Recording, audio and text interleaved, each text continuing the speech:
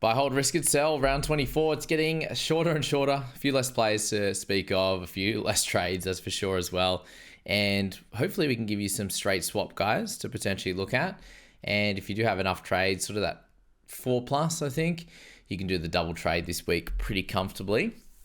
I'd leave yourself with 2, 3, 4, 5 as well. If you're sitting at 7 right now, I think making the 2 or 3, that's sort of minority upgrade, I think, is going to be the good play. And even if that ensures you have a looper this week as well, could be the play as well. So let's have a look at some of the guys in the who's hot list and who's not. We do have Ponga, Murray, Trebojevic, Plath in that over 0.5 region. We'll speak about all those guys. And on the who's not, we do have Walsh and Carrigan actually is the two biggest outs, which is wild that Carrigan is. Walsh makes sense, and we'll get into him a little bit later. But Sorensen makes sense. Willison, I think that's a bit silly. Use him as a looper this week, guys. I will be personally. Nanai's out this week. I can understand that. Into the bye next week as well. But all these guys that are a bit cheaper, like Payne Haas, that he should have been sold already. But if you, he might actually come back apparently around 26. But all these guys that are in that somewhere in the mid-range, I think are very easy holds this week, because most likely the looper is going to be more important than who you can trade that guy to. But Connor Watson is the first one on the list. He's the only hooker I'm going to speak about this week. We do have a few of those guys in that hooking position. They're all averaging very, very similar. Reed Marnie's the one in trouble right now, but Cook, Grant, Watson, Little, even Robson and Appy are all very similar position, along with like guys like Chris Randall as well. So any of those guys are going to do just fine. But Watson, we haven't spoken about a bit since he's had this bye coming up, and now we are through that, and he's got 4 rounds to go. And if we don't expect any of the Roosters to have a rest in the next 4, given they just had one, then Watson is a really solid guy to own. Under 700k now, which is a bit cheaper than some of the other players. Yes, it was a bit of a tough little stretch for him. Thankfully, end up with that try assist, but 31 into a 42 into a 51 doesn't read beautifully. But if we can have a game or two like he did back here, 75 and a 91 at lock, 51, a 65 there. Even that 51, he had to move positions. That's kind of the main worry for him, is that he has to move positions mid-game. But he's still owned by a decent amount of people. I'm one of those in the top 1,000, the 33% that does own him, and he'll be fine. But I do think, again, like I mentioned a couple of weeks ago, surprisingly, that Little had his worst game in a while. A couple of weeks ago when I mentioned to buy him, he bounced back with a beautiful 75 and could definitely do that again this upcoming week. Reed Marnie's the one to talk about on the hooking side that is getting very, very cheap at 619, but is starting to play very, very poorly in terms of his fantasy scores. He's gone 43, 35, 39, and 28, with a couple of those games missing out on the 80 minutes. He's copped, unfortunately, a bit of a shoulder issue in recent history, and his tackle numbers have absolutely dropped off a cliff. He was 48, 57, 58, 54, and 70 tackles across that 5 weeks. And that's where the consistency came from. And that's dropped off, unfortunately, in recent history. And he could be one that you just kind of try to loop, to be fair. If you're looking at round 24, they play the 4th game of the week. So you could loop some players before him and see where he's at, obviously. And what you can do with that one. If you've got a Watson, you can play him in the hooking position. If you've got Harry Grant, you're going to play him in that one. Wade Egan, these types of players that you could lock in and then see what happens with Reed and where he's at coming into that game, obviously, because he's carrying a bit of an issue right now, and he may not play full 80. He may not be able to make a tremendous amount of tackles. There's lots of things to think about there. Brennan hands are 466, so still at a reasonable price if you did want to move on from him. I do understand, but he's gone 41, 41, 52. Picked up a 33 on the weekend. It was in the full 80 minutes again, which was nice. So if he's going to continue to play 80 minutes with Joey Lussick in the side, then he could easily continue to score pretty well. And there's a good guy to loop. But obviously against the Roosters could be a tougher one for him. We'll have to see how that one plays out. He did score 43, though, in 66 minutes against the Roosters in round 15. So maybe that doesn't hinder him too much. He did only miss 2 tackles in that game, making 35. So I think he's an easy one to hold. But if you do want to sell and you have enough cash to make a bigger upgrade to someone you think can go 45 plus, then that's a good little thing to do as well. Cam Murray at 659 becomes a little bit more interesting now, moving back to the 13 role. Priced at 47, if you could get an early 50s average out of him in this last 4 games, I think that'll be great. And I'm not sure how he's going to go this week base stat wise against the Tigers, but I do think that he's still a really good chance to score well this week. If not this week, then I think he'll be solid enough this week. But if he doesn't go big this one, he could have some big base stats in the following 3 games. But we'll just see how it works out, to be fair. He's coming off a 57 with a try, and he hasn't been incredible since he's been, since back in that lock position in round 8 when he got 70 with a try against the Storm there. He got 40 against Panthers the week after in 80 minutes at lock. So he hasn't had a perfect game for a while. And when I say perfect game, like getting up to the 60 mark that we had him at, last season or coming into this season, which will be interesting to start next year as well. So yeah, I don't think he's a slam dunk pick, but I think under 700k, under 660 at 659 there, he's a very easy pick. And I wouldn't be trading like Matangi to Murray because there's an easy chance that Murray could average a 48 or 47. I think that's where Matangi could end up as well. Let's speak on Max Plath versus 693.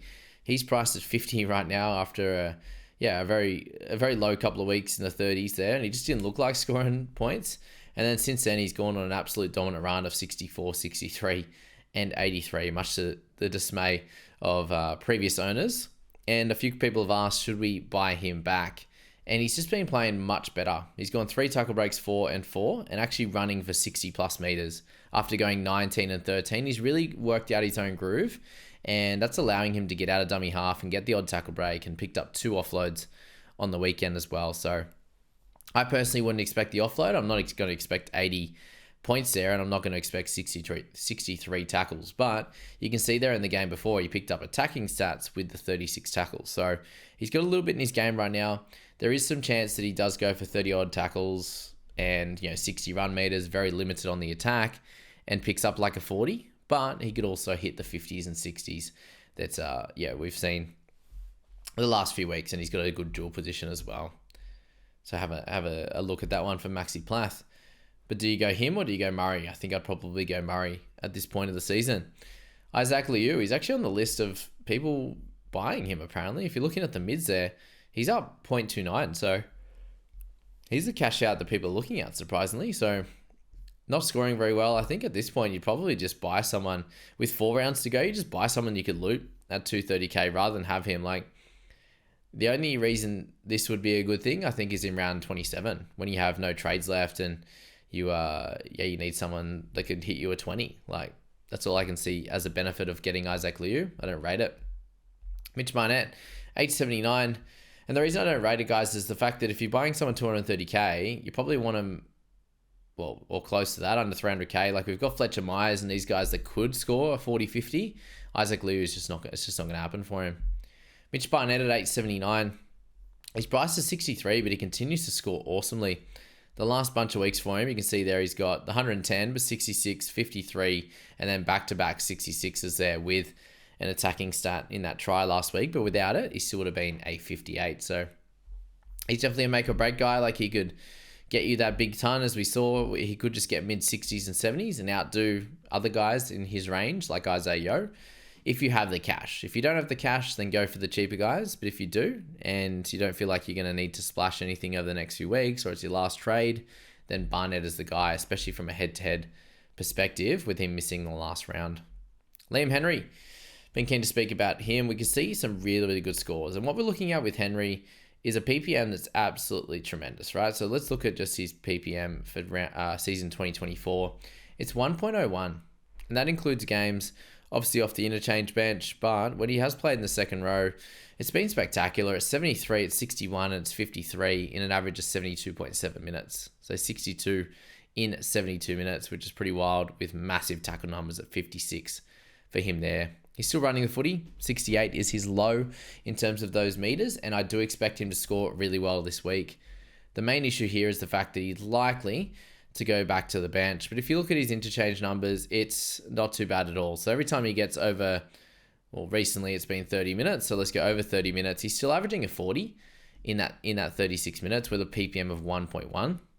So if you get him for this really big score this week, he then goes back to that bench role, likely to be 35 minutes 40 minutes on the upside. And if he plays over 40 minutes, he does hit a 54 average in 41 minutes, which is crazy given he's got 2 tries in that one there. So Henry could work great this week, and then he will very much definitely play the last 3 weeks. He won't get rested, would be my call on that one. And he could have a massive round 27. So have a look at Henry. I think you're a good chance of getting 2 good weeks out of him, and then potentially 30s and 40s in the middle 2 weeks there of the last 4. So he's a fun one, Liam Henry, that's for sure. 386, Nelson Asofa Solomona. Goes back to the middle this week, but you can see last week had a really good one in there and played big minutes on the edge there, 42 for him. In that 68, did pick up a try. And the main issue here with him is that the minutes probably won't be there with Eli Katoa coming back onto the edge there and Nelson going back to the middle, but should be able to spec somewhere in the 30s for him. And his dual position should be pretty solid and play pretty well, should play every single game from here. There will be restings, but I'm not sure if he's one of the guys that will be resting, given he's had less game time this year, that's for sure. So Pat Carrigan, they've got him as a negative 0.77 like sell, which is pretty wild, given he's a very easy guy to loop this week. And then he scored a 66 last week, and we know his score without Payne Haas is absolutely wild. So you go Payne Haas there and without, and he's got games across the last bunch of years. But let's just go to this year in itself, and it's a 66 average. He plays almost 80 minutes every time that he's without Payne Haas, and he's priced at 51. So you're getting 15 points of value in that score for the last 3 games, and he will play those last 3 games. So just don't sell him. I'd be looking to have him in my side, that's for sure. So just keep hold of him. Colin Matangi, priced at 55. But at this point, guys, it doesn't matter too much. Most of us got his good scores, and if you bought him last week, super frustrating, I know that. But when you're looking to him playing on an edge, let's go on an edge in 2024. It's a 46 average. And I get that's pretty frustrating, but he just started playing better after this time, right? So he's been in tremendous form, and the big issues for him on the edge is the little slight lack of tackle numbers, but it's the meters gained that have been incredible since he's moved to the lock position, right? He's seeing from round 12 onwards, he's been running for 204 meters, and his tackle numbers have been up a little bit as well. Offloads have been there in the middle as well, which haven't been there as much in that second row position. He's only hitting a 0.4 offload per game. So if we can get, any attacking stat would be nice. He doesn't have any tries. He has no try assists or line breaks on the edge this year in those 11 games. But if you look back to 2023, on the edge, he did average 48, and it was better for the first part of the season. He had a bit of a rough back end where he's hitting 30s and 40s. In 2022, I believe it was a better average there for him for the season at 50. So if we can get somewhere near this 50 mark, and that includes a 0.3 try scoring rate. So really, if he can get 1 try in these last 4 games, I think he'll hit a 50 plus average. And people that are selling him, it just seems like a very much a luxury one, because he could come out and hit a really good score like he did in that round 12 or whatever it was when he got the ton. Sorensen, I think you just sell. He's got a hamstring problem. If you can, move him on. If you want to leave him as a looper this week, do that as well, and wait until potentially there's another injury out there. Madison, after being named, it seems very, very unlikely that he plays this week. And even if he was to play this week, or even just misses this week and plays next week, he'll be extremely hampered by the broken ribs that he does currently own. Those broken ribs there, and you're probably not going to want to see the scores that he ends up throwing out. We've seen it with Cartwright. We've seen it with other players this year where their ribs are hurt and they go into a very, very tough scoring patch. So Madison, if you can sell this week, or just wait and see what happens and then just hold. If he plays, awesome. If he doesn't, just loop him. That's the easy way to go about it. Maverick Gaia, first opportunity to get some minutes. He picked up 72 of them and got 41 points. In round 21 there, he had 60 minutes and got 25 points. And that was with 10 tackles in that one. So obviously a mixture of playing more out in the centers in that one. And that's where a lot of his lower minutes came. But they did also crush the Dragons in that one. And he didn't have to defend that much. And he got to run the footy there, 119 meters in that one. So he definitely has, I think, anywhere in that range, 25 to 40 odd in this upcoming week. But he did have 3 offloads in that one. 2 to ground, 1 to hand, but 2 tackle breaks, 4 missed tackles. Kind of hurt him with that one. So definitely a fun little cheapie at 242k that is likely to play the next bunch of weeks. And if players come back, Martin's going to come back. When Sorensen comes back in the next few weeks, potentially, I think they'll probably just want Sorensen to be good to go for final. So if he comes back in the last week or something, Guy will still play off the bench anyway. So Harry Hayes at 311 is another one of those cheaper guys that you could just slot in that actually is going to play and is actually going to score pretty well. Like you had that pretty low one, unfortunately, in round 21 against the Broncos, but that was an absolute drubbing on their end. He just missed a bunch of tackles too, which wasn't great. But he's been running the footy great, 105 metres and 145. And tackling, he's made 53 for 2 misses in the last 2 weeks, 35 and 44 points. So he's one of those guys that has centre and edge duel as well and could come out and do a job over the last 4 rounds for you if you happen to need him or if you wanted to use him as a potential looping candidate. Angus Crichton at 705. He's had a pretty low couple of weeks, obviously 40 and 38 his last 2. He comes into a bye now, and it does. I actually read his Instagram post. He said he's ready to rip and tear for the last 4 games, and he had 24 tackles for 9 misses. It's just disgusting. And he comes up against Para. I think it'll be a fun clash, and could definitely score a try in 1 or 2 of these last 4 games and get him back to that mid 50s to 60 type of score that we've seen from him across this season. So when he plays on an edge this year, he has a 59 average still, even with that, those couple of low scores that just came across his desk. But 73 and 64 the 2 games before against the Dragons and the Storm. So it's not like it was against poor teams there. 2 teams that are clearly in the 8 and 1 in the 4. So Crichton at 705k now feels very underpriced for what he's been delivering at a 59 average. And hopefully he can play the last 4 games. So if you have 705k in your kitty, Angus Crichton would be a cracking guy to own. Preston at 719. Would you go Crichton or Preston? I think Crichton has a little bit more upside, but I do think Preston has this consistency and this ability to go sort of 60 plus when he scores a try. He's got 2 80s this year as well, so that's good to note there in that one. Scratch that 80 was in round 5. He's got the 83 in round 13 and then a couple of 60s in there as well, 65 and 62 in 2 of his last 3 games there for Preston. So that's pretty nice to look at. We'll play the last 4 games, likely plays the 80 minutes or close to it when Salmon does return. And do you pick him or Crichton? I do think it's a 50-50 play. Preston will be more consistent. Crichton has more chance to go massive, I think would be the play there. Cherry Evans, 766, did get bailed out last week with some nice efforts in getting a try assist and picking up a try there. Base stats were pretty low for him in this one, 224 kick meters, 11 tackles in that one. You've got the Warriors, you've got the Tigers, and then Dogs and Sharks. You should be able to get some good base stats in those ones, maybe a little bit lower in the Tigers game potentially, but could get some tries and try assists in that one there for DCE. But you're sitting in a position there with Daly that he has massive scores in him. He has 80s, he has tons, and is a great upside player to have in your side this week. Manu. Now, this is getting ridiculous now. Manu's a 551k, and he has a pretty nice run with Para, Titans, Canberra, and Bunnies, and I don't expect him to rest in this last little section there. So you're looking at some low scores in his recent history, 33, 34, 32, and 24. But before that, he was on an absolute tear. Really, his low score in that whole time, apart from round 2, was a 40. So at 551k price to 39, he could definitely hit a 50 average for this last 4 games and not bat an eyelid. You also have the opportunity that if we happen to lose Tedesco, that Manu could be that guy to replace. And I could easily get to Manu from a lot of the players in my side. So with the ability to loop this week, it's he's an easy candidate to loop because he could go 30 or he could go for a big 80 or something like that. They play the 3rd game of the round, so he's an easy guy to loop early on. And he's definitely in my potential targets this week. Lomax to 646. I don't think he has the massive upside right now, but he does have 2 big scores this year.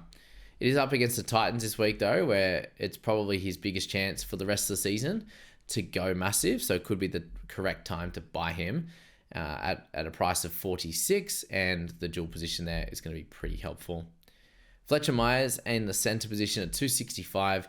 obviously here going through the buys, the holds, and potentially the sells, in my opinion. But Fletcher Myers could be a purchase this week. He did score a 51 against Storm with a runaway try and does come up against the Tigers. So definitely another good loop candidate this week.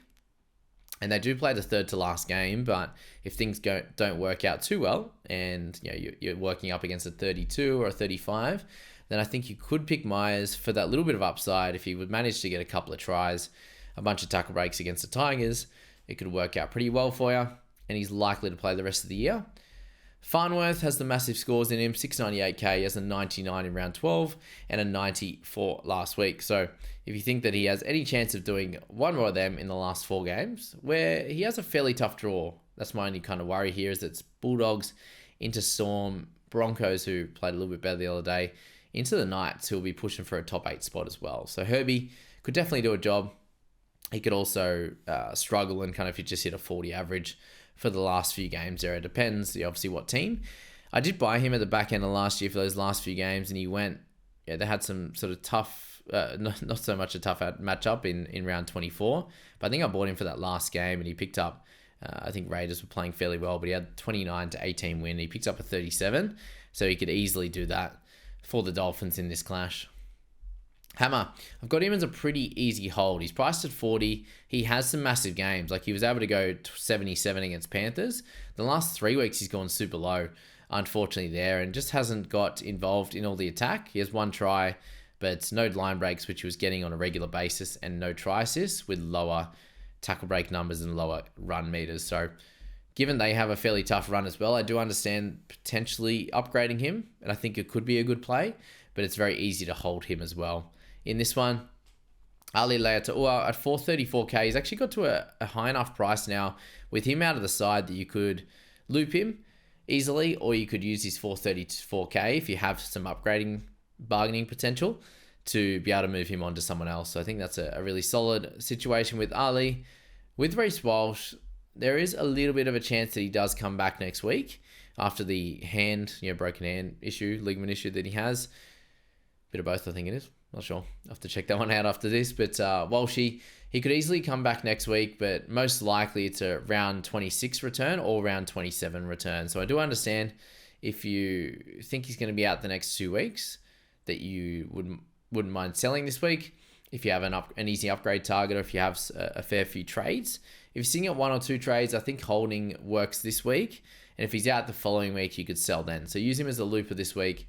And if you've got 1 or 2 Cowboys, you could easily sell Walshy in that following week. That's my thoughts on him. Kalen Ponga, the next one on the wing fullback list. 2 to go, guys. Priced at 46. We know that he can score well into the 50s. He looked solid enough on the weekend against a Tiger side. Didn't score a try. Just had the 1 try assist. And the good thing with him is he's able to get some stats in different ways. And he actually had 7 tackle breaks last week, which is a good number for him. And 218 run meters. So if he can keep those run meters up, that would be awesome. He had a forced dropout. He had kick defusals. So a little bit everywhere with those goals as well. Up against the Sharks this week, it's definitely not a slam dunk pick, but he could definitely still do okay as well. So following that, it's the Bunnies, Titans, and Dolphins. And those 3 clashes are definitely the clashes you'd want him for. But the big question is here, do you wait 1 more week now that you've gotten through the Tigers one without him, like myself there? Or do you pull the trigger now and hope that he can score well against the Sharkies there? You're looking earlier in the year, and he hasn't played the Sharkies yet.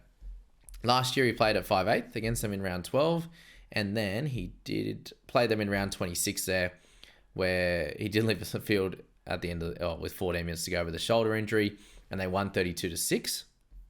So that could be a good omen. He could struggle as well. We don't know on that one. And then to finish off the video, we have Turbo. Under 700k, I think he's going to score really well this week against the Warriors. He then has the Tigers following that. So the next 2 weeks for him should be big ones. And then it probably gets a little bit harder come the Dogs game. And then finishing with the Sharks game, who are wanting, both teams been wanting to get into a good spot. But he's been looking really free in his previous, 2 of his last 3 games. And that second to last one was against the Roosters. He still ran well and had good tackle break numbers. But the game before was 91. And then last game was 78. And he scored doubles in both of them and should continue to play well. So he has that upside that could really work out in 2 of the next 4 games, I think. Whether it's the next 2 or it's 2, it could be one of the other 2. I'm not sure, but he's a really cool one that has upside that could help you get a win in your head-to-head, or help you get up a bunch of ranks, push up a bunch of ranks, that's for sure, in your overall race to glory against yourself or against beating your mates in that one. So thank you so much for being here for the buy, hold, risk, sell. One of our last ones for the year, obviously fourth to last. I wonder if anyone will have trades left coming into round 27. That'll be a little fun one if anyone does, because there'll be lots of guys resting and plenty of options that could come out and score really well in round 27. So thanks so much for being here, guys, and we'll catch ya in that next video with Scoot.